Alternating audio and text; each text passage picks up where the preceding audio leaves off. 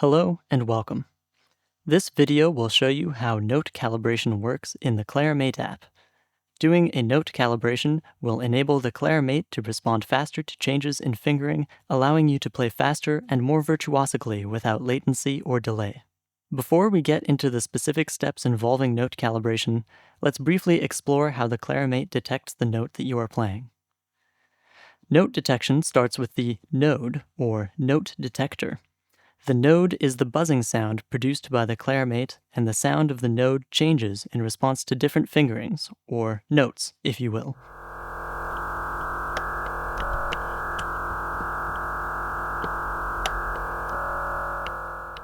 You can set the volume of the node to match the level of ambient noise present in your surrounding environment.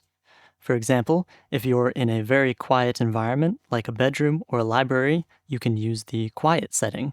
But if you're in a louder environment, for example, outside or on a train, you could use the loud setting. Now, to actually perform the calibration, we have to go to the Note page in the ClariMate app. On the Note page, you'll recognize that each note that you finger is displayed in the center of the page, alongside a percentage and a colored background. Here, you can quickly see which notes are in need of calibration. If your note or fingering is displayed over a green background, the ClariMate will quickly recognize that fingering when you use it. However, if it's displayed over a yellow, orange, or red background, that means that you should calibrate that note so that the ClariMate can respond to that fingering more effectively. You can also refer to the percentage if you like. We recommend calibrating any notes that show a percentage of 95 or lower for optimum performance. In my case, this note is displayed over a yellow background with a percentage of less than 95, so this note could definitely benefit from a quick calibration.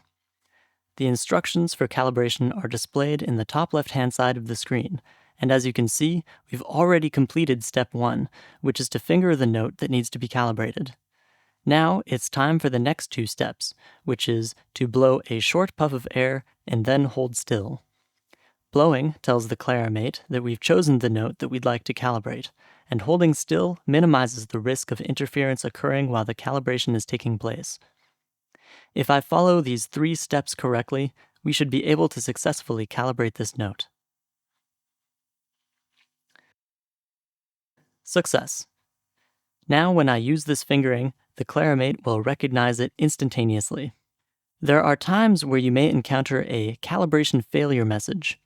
This typically occurs for 2 reasons. The first is that you may have moved your fingers while the calibration was taking place. To avoid this, stay as still as you can after blowing your puff of air until the success message is shown. The second reason is that the calibration may have been disturbed by some external noise, such as someone speaking loudly nearby. A third reason could be that the ClariMate is actually not sure which fingering you are using. In this example, I'm using a basic B-flat fingering, but the ClariMate isn't sure if I'm actually using this fingering or if I'm using a trill fingering for B natural. We need to tell the ClariMate which note we intend to calibrate by selecting it manually. To do that, use your cursor or your finger to select the note on the staff above. You can also use the up and down arrows to move the selected note by a semitone. Now that I have selected the note that needs to be calibrated, I can do so by blowing a short puff of air and remaining still for the duration of the calibration. By the way, you may have noticed that another pair of arrows has appeared on the screen. These appear when the selected note has multiple alternate fingerings. If you click on the arrow on the right, we could choose to calibrate this alternate fingering for B-flat. Speaking of alternates, you may have noticed that some of the note cards have 2 fingerings displayed side by side. In this case, the ClariMate does not hear the difference between these 2 fingerings, so you can calibrate either one, and the calibration will apply to both of the fingerings displayed.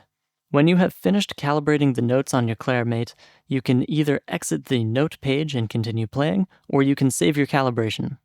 Saving your calibration can be useful if you are using your ClariMate with multiple clarinets, or if you consistently find yourself needing to recalibrate due to drastic changes in temperature. For example, you may have one calibration file that works well when using your ClariMate in a warm environment, and a different one that works well when you're using the ClariMate in a colder environment. This covers the basics of note calibration. However, there is one more calibration mode that I'd like to show you before the end of the video. So far, we've been calibrating our clarimate in free mode, which selects a note to calibrate based on the fingering that is detected by the clarimate. However, there's also a sequential mode, which allows you to calibrate each fingering sequentially starting from a low E. Longtime clarimate users will find this familiar, as it is how we managed note calibration in the previous app. This mode is useful if you'd like to be very thorough in your calibration, and it can also be helpful if your clarimate does not effectively recognize your fingerings in free mode. As before, finger the note that is displayed in the card, blow a short puff of air, and remain still while the calibration is taking place. This concludes our video about note calibration. Happy practicing!